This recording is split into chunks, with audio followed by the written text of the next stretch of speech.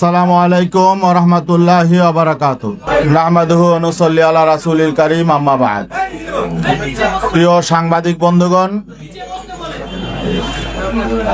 আজকে শুরুতেই আমি আপনাদেরকে ইসলামী আন্দোলন বাংলাদেশের পক্ষ থেকে ইসলামী আন্দোলন বাংলাদেশের মোহতারাম আমির হযরত পীর সাহেব চরমনাই পক্ষ থেকে আপনারা কষ্ট করে এত ব্যস্ততার মধ্যেও আমাদের ডাকে সাড়া দিয়েছেন, এই জন্য আপনাদেরকে ধন্যবাদ জানাই, কৃতজ্ঞতা জানাই। সাংবাদিক বন্ধুগণ, আপনাদের আগ্রহের কেন্দ্রবিন্দু এখন আসন্ন ত্রয়োদশ জাতীয় সংসদ নির্বাচনে ইসলামী আন্দোলন বাংলাদেশের সর্বশেষ অবস্থান কি, এই বিষয়টার উপর আপনাদের আগ্রহের কেন্দ্রবিন্দু। এটা আমরা বুঝতে পারছি, উপলব্ধি করছি। আমরাও আমাদের অবস্থান ক্লিয়ার করব। সাংবাদিক বন্ধুগণ, আপনারা জানেন ইসলামী আন্দোলন বাংলাদেশ প্রতিষ্ঠা হয়েছে 1987 সালে। ইসলামী আন্দোলন বাংলাদেশের বিঘোষিত লক্ষ্য উদ্দেশ্য হলো আমরা এই দেশটাকে একটি কল্যাণ রাষ্ট্রে পরিণত করতে চাই ইসলামের সুমহান আদর্শের আলোকে। ইসলামের সুমহান আদর্শের আলোকে ইসলামের নীতি আদর্শ প্রতিষ্ঠার মধ্য দিয়ে আমরা বাংলাদেশটাকে একটি কল্যাণ রাষ্ট্র পরিণত করতে চাই, বাংলাদেশের গণমানুষের অধিকার প্রতিষ্ঠা করতে চাই, এবং আমরা এটা বিশ্বাস করি ইসলামের নীতি আদর্শের ভিত্তিতেই সকল মানুষের অধিকার প্রতিষ্ঠা সম্ভব। এবং শুধু মুসলমান নয়, অমুসলিম জাতি ধর্ম বর্ণ নির্বিশেষে সকলের অধিকার নিশ্চিত করার জন্য ইসলামই একমাত্র উপযুক্ত আদর্শ। এবং ইসলাম এ যুগেও বাস্তবায়িত হলে সকলের অধিকার সুনিশ্চিত হবে, ইনসাফ প্রতিষ্ঠা হবে, সুবিচার প্রতিষ্ঠা হবে, ন্যায় প্রতিষ্ঠা হবে। এই বিশ্বাস থেকেই গোটা বাংলাদেশে ইসলামী আন্দোলন বাংলাদেশের নেতাকর্মীরা কাজ করে যাচ্ছে। শুধু তাই নয়, ইসলামী আন্দোলন বাংলাদেশ এই দেশ গড়ার এই রাজনীতি, কল্যাণ প্রতিষ্ঠার এই রাজনীতি, ইসলাম প্রতিষ্ঠার এই রাজনীতিটাকে পবিত্র ইবাদত মনে করে। ইবাদত মনে করেই আমরা এই বাংলাদেশে গণমানুষের সামনে এই দাওয়াত পৌঁছে দিচ্ছি। যেহেতু আমরা এটাকে একটা পবিত্র ইবাদত মনে করি, এই জন্যই আমাদের গোটা বাংলাদেশে লাখো নেতাকর্মী, তাদের মধ্যে কোনো হতাশা নেই।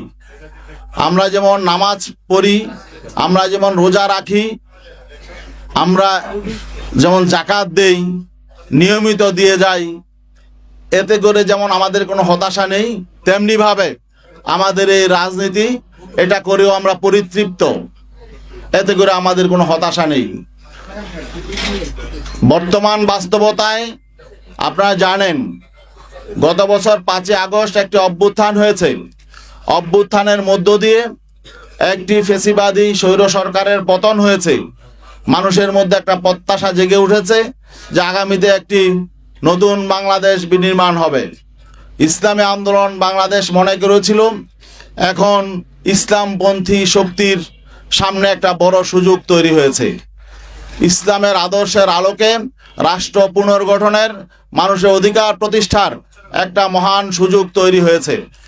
এই সুযোগটা যাতে কাজে লাগানো যায় এবং দেশটাকে যাতে একটি কল্যাণ রাষ্ট্রে প্রতিষ্ঠা করা যায়, ইনসাফ কায়েম করা যায় এবং বৈষম্যহীন শোষণমুক্ত সমাজ প্রতিষ্ঠা করা যায়, এই লক্ষ্য বাস্তবায়নের জন্য ইসলামী আন্দোলন বাংলাদেশের মোহতারাম আমির পীর সাহেব চরমনাই ইসলামপন্থী শক্তির জন্য আগামী জাতীয় নির্বাচনে ইসলামপন্থীদের একটি ভোটের একটি বাক্স হবে, ওয়ান বক্স পলিসি ঘোষণা করেছিলেন।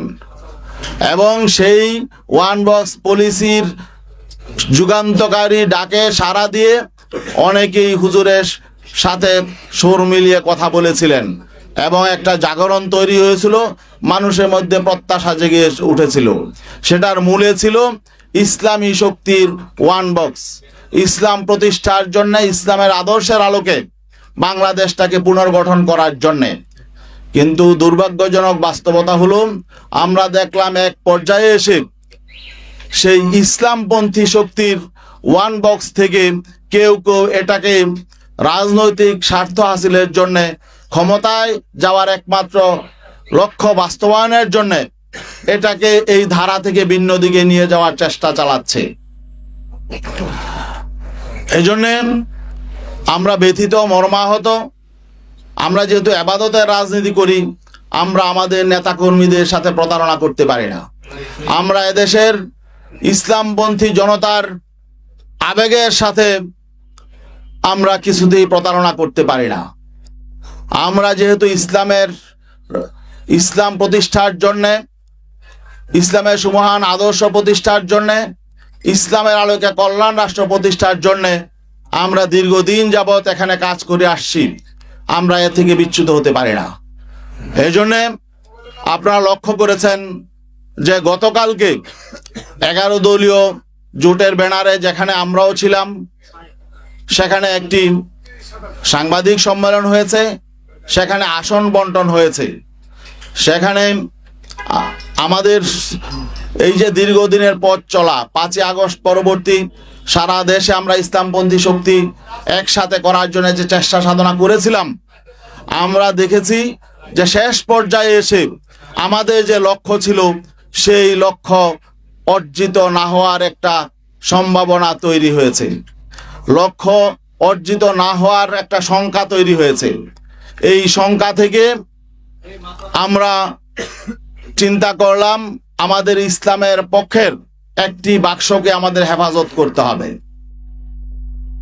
এই জন্যে ইসলামী আন্দোলন বাংলাদেশ, যদিও আমরা জানি সামনে আমাদের পথ চলা হয়তো মসৃণ নাও হতে পারে, কারণ আমরা ক্ষমতার রাজনীতি আমরা সেভাবে করি না। আমাদের মূল লক্ষ্য ইসলাম।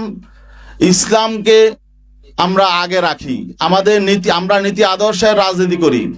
আর এখানে আমরা দেখছি যে নীতি আদর্শের প্রশ্নে, রাজনৈতিক প্রশ্নে, ইনসাফের প্রশ্নে আমরা বৈরিতার শিকার হয়েছি। সেই জন্যে আমরা আজকে আপনাদের সামনে ঘোষণা দিতে বাধ্য হচ্ছি যে ইসলামী আন্দোলন বাংলাদেশ আসন্ন ত্রয়োদশ জাতীয় সংসদ নির্বাচনে যে 270টি আসনে মনোনয়নপত্র সাবমিট করেছে, এর মধ্যে আপিলে 2 জন বাতিল হয়েছে। বাকি 268 জন সংসদ সদস্য প্রার্থী এখনো পর্যন্ত মাঠে কাজ করছেন। আমরা তাদেরকে নির্দেশনা দিয়ে দিয়েছি, তারা নির্বাচনের প্রতিদ্বন্দ্বিতা করবেন, একজনও তারা মনোনয়নপত্র প্রত্যাহার করবেন না।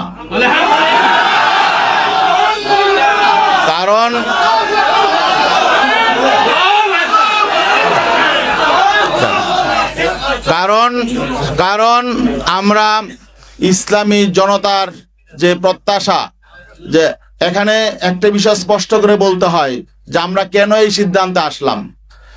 জানেন যে এখানে বাংলাদেশ জামাতে ইসলামী একটি বড় শক্তি ছিল, অস্বীকার করার সুযোগ নেই। তাদের শক্তি সামর্থ্য অনেক বেশি, ঠিক আছে, কিন্তু আমরা আদর্শিকভাবে, নৈতিকভাবে আমরা কারো চেয়ে দুর্বল নই। আজকে আমাদের দুঃখজনক বাস্তবতা হলো আমরা অবাক বিস্ময়ের সঙ্গে দেখলাম জামাতে ইসলামী সম্মানিত আমির জনাব ডাক্তার শফিকুর রহমান, তিনি স্পষ্ট করে বলেছেন যে তারা ক্ষমতায় গেলে প্রচলিত আইন অনুযায়ী রাষ্ট্র পরিচালনা করবেন। এবং তিনি যে খ্রিস্টান সম্প্রদায়ের প্রতিনিধির সঙ্গে কথা বলছিলেন, সেই খ্রিস্টান সম্প্রদায়ের একজন সম্মানিত নারী, তিনি স্পষ্ট করে বলেছেন যে আমরা আশ্বস্ত হয়েছি যে জামাতের আমির শরিয়া আইন প্রতিষ্ঠা করবেন না, এই ওয়াদা তিনি করেছেন, এই জন্য আমরা আশ্বস্ত হয়েছি। তো এখন বাকি এই বিষয়টা যখন আমরা জানতে পারলাম, তখন আমরা স্পষ্ট হয়ে গেলাম যে আমরা যেই লক্ষ্য নিয়ে চলছি সেই লক্ষ্য অর্জিত হবে না। কারণ আজকে যখন রাষ্ট্র ক্ষমতা যাওয়ার মতো একটা পরিস্থিতি তৈরি হয়েছে, এখন যারা প্রধান শক্তি তারাই যদি ইসলামের সুমহানী আদর্শ থেকে ভিন্ন দিকে চলে যায়, তারা যদি ইসলামী আইনের প্রতি তাদের আস্থা না থাকে, তাহলে আমরা যে কর্মী সমর্থক নিয়ে সারা দেশে ইসলামের পক্ষে কাজ করে যাচ্ছি, এই স্বপ্নই থেকে যাবে। এবং আজকে আমরা অবাক বিস্ময়ের সাথে লক্ষ্য করছি, জামাতে ইসলামীর বাংলাদেশের সারা দেশে লক্ষ লক্ষ কর্মী সমর্থক আছেন। আমরা জানি বাংলাদেশ জামাতে ইসলামী তাদের জন্মের পর থেকে একটা মৌলিক স্লোগান ছিল যে আল্লাহর আইন চাই, সৎ লোকের শাসন চাই। এখন যখন ক্ষমতায় যাওয়ার মতো অবস্থা তৈরি হয়েছে, তখন তারা আল্লাহর আইন থেকে সরে গেলেন। তারা প্রচলিত আইনে রাষ্ট্র পরিচালনা করবেন এই কথা যখন ঘোষণা করলেন, তখন আমাদের প্রশ্ন জাগে যে সারা বাংলাদেশে এই বাংলাদেশ জামাতে ইসলামীর নেতা কর্মীদের এই যে আবেগ অনুভূতি, এই বিষয়টার প্রতি তারা আসলে খেয়াল করে নাই। আমাদের যেটা মনে হয়েছে, তারা ক্ষমতাটাকেই একমাত্র মুখ্য মনে করছে। তো এখন আমরা আসলে তাদের ক্ষমতায় যাওয়ার পথে বাধা হতে চাই না। আমরা বিনয়ের সাথে বলতে চাই, আমরা এই প্রচলিত আইনে বিগত 54 বছর রাষ্ট্র পরিচালিত হয়েছে। এই প্রচলিত আইনে শান্তি প্রতিষ্ঠায়, কল্যাণ প্রতিষ্ঠায় প্রচলিত আইন ব্যর্থ হয়েছে। এই প্রচলিত আইন বৈষম্য তৈরি করেছে। অন্যায় অবিচারের মূল হলো প্রচলিত আইন। অতএব আমরা তো সবসময় বলে আসছি, প্রচলিত আইন পরিবর্তন করে সেখানে আল্লাহর দেয়া আইন এবং ইসলামের সুমহান আইন, যেটা সকলের জন্য সমান এবং ধর্মবর্ণ নির্বিশেষে সকলের অধিকার প্রতিষ্ঠা করবে, আমরা তো সেই আইন প্রতিষ্ঠার জন্যই আন্দোলন করি। এখন শেষ মুহূর্তে যদি আমরা দেখি যে আসলে প্রধান যে রাজনৈতিক শক্তি, আমাদের সহযোগী শক্তি ছিলেন, তারা যখন নাকি বলছেন যে না, তারা সে আল্লাহর আইনের পথে চলবেন না, বরং প্রচলিত আইনেই তারা রাষ্ট্র পরিচালনা করবেন, তখন আমরা তাদের সহযোগী হওয়ার জন্য আমরা প্রস্তুত নই। এই জন্যে আমরা মনে করছি এটা আমাদের ইসলামপন্থী শক্তির সামনে আমাদের তুলে ধরা দরকার। এই জন্যে আমরা তাদের আবেগের প্রতি শ্রদ্ধা জানাই। অনেকেরই অনেক রকম আবেগ তৈরি হয়েছিল, এই ঐক্যকে নিয়ে আমরা তাদের প্রতি সম্মান শ্রদ্ধা জানাই। আর বিশেষ করে এখনো পর্যন্ত যারা জোটবদ্ধ আছেন, সেখানে আরো ইসলামী সংগঠন আছেন, তাদের প্রতি আমরা শ্রদ্ধা জানাই। তাদের প্রতি আমাদের কোনো বিরূপ ধারণা নেই। তবে আমি তাদেরকে বিনয়ের সাথে অনুরোধ করব, তারা যাতে এই যে জামাত ইসলামীর প্রধান যে বক্তব্যটা দিয়েছেন, এইটার ব্যাপারে যদি তাদের নীতি আদর্শের সাথে সাংঘর্ষিক তারা মনে করেন, তারা যাতে একটু ক্লিয়ার হয়ে নেন। আরেকটি বিষয়, এটা ছিল আমাদের আদর্শিক বিষয়, আর একটা রাজনৈতিক বিষয়ও এখানে আছে। কারণ শুধু একটি কারণেই আমাদের অবস্থান নয়, আরো বেশ কিছু কারণ আছে। মৌলিক কারণগুলো আমি বলছি। রাজনৈতিক বিষয় হলো, যখন আমরা একই পথে হাঁটবো, আমরা যখন সমঝোতার ভিত্তিতে নির্বাচন করব, আমরা যখন আগামীতে পার্লামেন্টে যাব, তখন আমাদের ভোট নিয়ে যারা পার্লামেন্টে যাবেন, আমরা যাদের ভোট নিয়ে পার্লামেন্টে যাব, তাদের পারস্পরিক সমঝোতা, সমন্বয়, সম্মান বোধ থাকতে হবে। জামাতে ইসলামীর সম্মানিত আমির ডাক্তার শফিকুর রহমান, তিনি বিএনপি প্রধান জনাব তারেক রহমানের সাথে সাক্ষাৎ শেষে তিনি স্পষ্ট করে বলেছেন যে তারা জাতীয় সরকার, নির্বাচন পরবর্তী জাতীয় সরকার, বিএনপির সঙ্গে জাতীয় সরকার গঠন করবেন এবং বেগম খালেদা জিয়া যে ঐক্যের পাঠাতন তৈরি করে গেছেন, সেই ঐক্যের পাঠাতনে দাঁড়িয়ে আগামী দিনে রাষ্ট্র পরিচালনা করবেন। এখন আমাদের প্রশ্ন হলো, এই যে তিনি একটি অ্যালায়েন্সে আছেন, একটি সমঝোতায় আছেন, এটা একটি মৌলিক প্রশ্ন। আগামীতে জাতীয় সরকার হবে নাকি কোন সরকার হবে, এটা একটা মৌলিক প্রশ্ন। যেহেতু আমরা এদের প্রতিদ্বন্দ্বী, একটি প্রতিদ্বন্দ্বী শক্তির সাথে গিয়ে উনি নিজে ঘোষণা দিয়ে আসলেন তিনি জাতীয় সরকার করবেন, তাদের ঐক্যের পাঠাতনে দাঁড়িয়ে রাষ্ট্র পরিচালনা করবেন, তাহলে এখানে আমাদের সাথে তো বিষয়টা তিনি ডিসকাস করেন নাই। অন্যান্য শরিকদের সাথে তিনি এককভাবে ঘোষণাটা দিয়ে আসলেন। এখন আমাদের শঙ্কা হলো যে এখানে নির্বাচনের আগে যেহেতু একটা সমঝোতা সমন্বয় প্রতিদ্বন্দ্বী দলের সাথে হয়ে যাচ্ছে, তাহলে নির্বাচনটা আসলে পাতানো নির্বাচন হবে কিনা, এটা কি ইলেকশন হবে নাকি সিলেকশন হবে, এই শঙ্কাটাও আমাদের সামনে চলে এসেছে। তো এই শঙ্কা নিয়ে আমরা তো আসলে মানে সহযোগী হতে চাই না কারো। আমরা চাই একটি প্রতিদ্বন্দ্বিতাপূর্ণ নির্বাচন। বাংলাদেশে স্বাধীনতা পরবর্তী যে নির্বাচনী যে কলঙ্ক হয়েছে, সেই কলঙ্ক থেকে আমরা বেরিয়ে আসতে চাই। আর আমরা এমন সমঝোতার নির্বাচন, নিজেদের মধ্যে ভাগাভাগির নির্বাচন এবং সিলেকশনের নির্বাচন, এটা আমরা চাই নাই, মানুষ এটা চায় না, কিন্তু আমরা সেই আশঙ্কা করছি। সেই আশঙ্কা থেকেও আমরা শঙ্কিত যে আগামী দিনে আসলে সুষ্ঠু, নিরপেক্ষ, গ্রহণযোগ্য নির্বাচন হবে কিনা, নাকি আমাদের সাথে ঐক্য করে তলে তলে আবার ভিন্ন রকম কিছু হবে, এই আশঙ্কাটাও আমাদের মধ্যে দেখা দিয়েছিল। তো এই জন্যে আসলে আমরা মনে করছি এগুলো জনগণের সামনে প্রকাশ করা দরকার। জনগণও বুঝতে পারছে, উপলব্ধি করছে। আমাদের কাছে বিভিন্ন দিক থেকে বিভিন্ন সংবাদ আসছে, বিভিন্ন রাষ্ট্রের সাথে বিভিন্ন পরিকল্পনা করা হচ্ছে, কি হচ্ছে এটাও আমরা জানি না। এখন বিশ্বস্ত, এখানে সমঝোতা সমন্বয় হতে হলে, ঐক্য হতে হলে পারস্পরিক শ্রদ্ধা, বিশ্বাস, আস্থা লাগে। আমরা আস্থা, বিশ্বাস, শ্রদ্ধার জায়গা যখন ভেঙে যায়, তখন তো আসলে সেখানে ঐক্য টিকে না।